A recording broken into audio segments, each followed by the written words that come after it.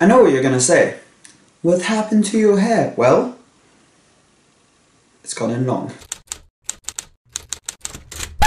It's a bit of a special weekly report this week because it was the Geneva Motor Show, so I'm not going to do all the usual for sale delivery stuff. It's just going to be 100% Geneva. So Geneva press days were Tuesday and Wednesday, and I was lucky enough to go on Wednesday for the day. My vlog will be here. If you click here, you'll be able to go see my vlog, and then there's a main channel video coming on Wednesday, which is just better quality and everything. Geneva 2015 was a big year for Geneva. There were so many new cars, and I went around, I tried to film as many of them as I could. They're all on my main channel, well, this channel here. If you click, there's a bunch of videos of different cars. Why don't we get started, and I'll give you my point of view on the different vehicles that were displayed in Geneva. So I'm not even going to lie, I'm just going to go straight into the way I saw Geneva, and for me the highlight was the Koenigsegg Agera. So the Regera was released, and we all knew it would be a special car because I said it would be a mega car, but I wasn't expecting quite as much as they delivered. So first of all, I think it looks fantastic. It's more curvy. I always thought the Agera, and especially the Agera RS, their other car, we'll talk about that later, looked fantastic. But this is taking it to a new level. It's sort of more classy and less sort of boyhood racing car. The interior as well, I think, is very nice. It's more luxurious, so electric seat. One other cool feature is all the front and the back hoods are electric, or using hydraulics. The door as well, which has sensors on it just in case you park up to something high so it doesn't hit it, because there's the typical Koenigsegg door. And lots of little details like that mean it's probably more usable than, say, a 1.1 or the Agera RS. Then we get to power figures. So it has a 1,100 horsepower petrol V8 engine, basically the same as in the Agera, and then it has a 700 horsepower, well, three electric engines adding up to 700 horsepower, which is just crazy. So technically that should add up to 1,800 horsepower, but it's more like 1,500, but with 2,000 Newton meters of torque. I'm not entirely sure why it adds up to 1,500. I think it's the way they deliver it, because they have no transmission, which is really interesting. Lots of people ask why there are the paddles behind the steering wheel, because there's no transmission, but that's basically just to put it into gear. So to put it, to put in, like, let's say drive or reverse or park or neutral. I say little details like the fin styled exhausts are incredible. The car will be for sale for $1.89 million, which is actually, I mean I know it's a lot of money, but it's actually not as much as I thought it would be, considering the price of, let's say, a Veyron Vitesse, or even the 1.1, or Lamborghini Veneno, Ferrari LaFerrari once you option it up. So yeah, could be worse. So that is definitely the highlight for me. But Koenigsegg also released the Agera RS, which is basically a sort of less hardcore version of the 1.1 and more hardcore version of the Agera R. So it's halfway between those two. I was quite confused at first why they hadn't released it before they released the 1.1. So it would go step by step. So it would go like Agera R, Agera RS, and then they would release the 1.1 as like the big bang for the Agera.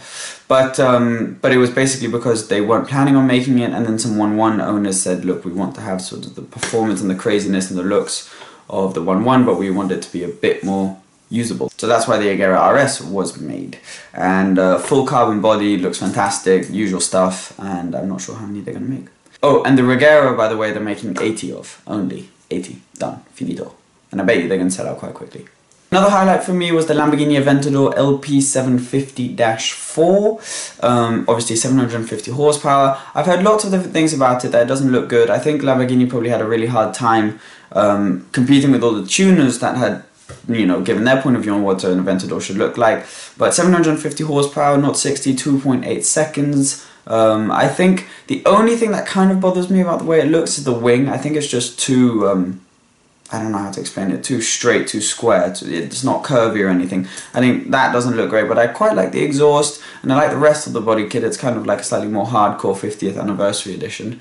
So I think that's very good. I like the color they released it in. Another highlight for me was the SCG003S, so the Scuderia Cameron Glickenhaus car, which, well, this is the road legal one, full carbon, and I was just blown away, to be honest. I think Jim Glickenhaus, the story behind him, you know, he has the P45, he has two of them, I think, and you know, the story behind is basically obviously a very wealthy man who just loves Ferraris and has managed to bring his dream to reality and build his own car now. It's fantastic, and the passion he has in it, I was lucky enough to talk to him for a while, and he just sort of came along and he talked very kindly to us and showed us around the car, and the passion he has for these is just incredible, and he's really, you know, got such attention for detail, and he's done a fantastic job with the car. The inside kind of feels very spaceshipy, the outside just looks insane. I mean, imagine seeing one of those coming down your local village. You would just freak out. I mean, it's crazy. Basically as close as you can get to a Batmobile for the road. Then you have your obvious two big manufacturer releases. So you have the Ferrari 488 GTB. I really like the back of it. It's kind of like a mix between the LaFerrari and the S.p.A. I really like being able to look around and see all of the different aerodynamic tricks they've come across. So there's actually a wing in the back that you can't see. It's just molded into the rear of the car. There are all these flaps underneath, like on the S.p.A. The front, for me, not 100%. It's not like I don't dislike it. I'm just not blown away by it. Again, there are some interesting sides, sort of like scoops in the front and everything. I don't personally mind the scoops on the side as much as other people say they do. I don't think it looks that bad. I think it looks quite sporty. One thing that does bother me a little thing, door handles.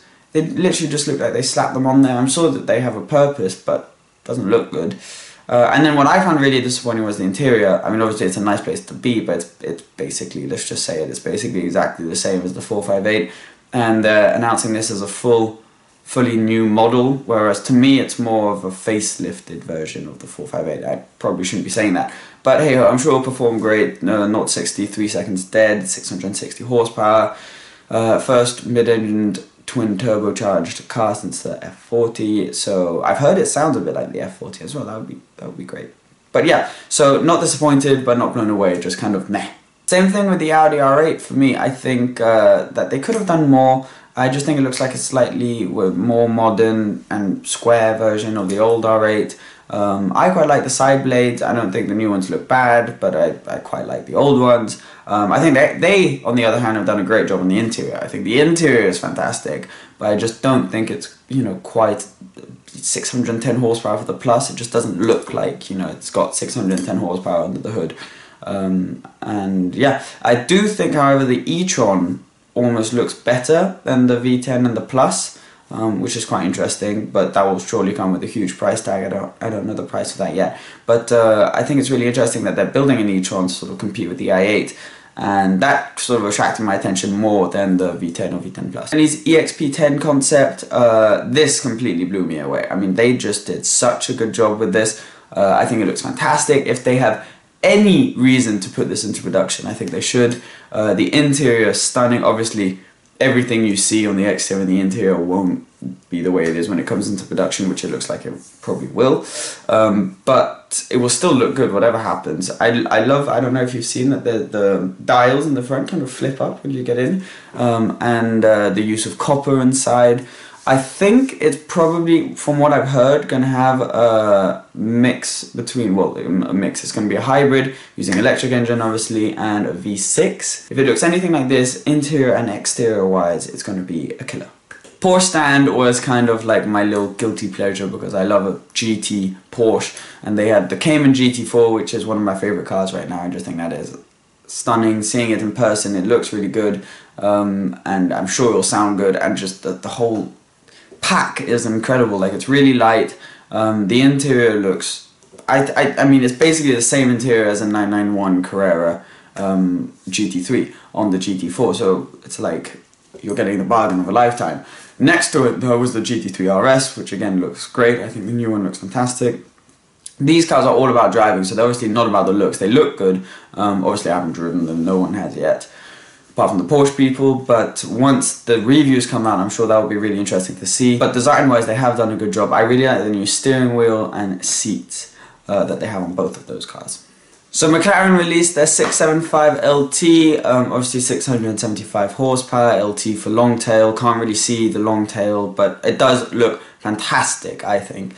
Especially from the back. I think the front is just sort of a more GT3 styled version of the 650S. Interior as well is it's nice, but it's just not that different. I mean, there are some differences, but not huge. Whereas the back is where everything gets new. So apparently behind the door panels, everything is new. So it's all carbon. You have a much bigger wing. You have those new exhaust. You have a new cover for the engine. Everything's a lot more open. New diffuser, new rims. And I just think they've done a very good job. And I really like the spec that they put the display car on. I thought that was a really good choice. I'm just giving you my impressions from seeing them at the Geneva Motor Show. I'm not going to bore you with all the specs and stuff because you've probably heard all of that before. Right, so let's end it there. There are plenty of other cars that came out as well. I'll be releasing individual videos on all of the cars that I filmed on this channel. I think already about 10 have come out, and there's another 10 or 20 to come out this week. And I hope you enjoyed it. If you want me to do another one of these videos where I talk about other cars, just please let me know in the comment box below. And please remember to like, share, comment, subscribe, do all your things. Also remember, I'm on Snapchat, I'm on Instagram, I'm on Facebook, and I think I'm even on Twitter. So yeah, thank you so much. I will see you in the next few days, and I will definitely also see you on Wednesday. Cheers, bye. Was V10 version with about 540 horsepower, and of course the V10 Plus. I have a confession to make. Yes.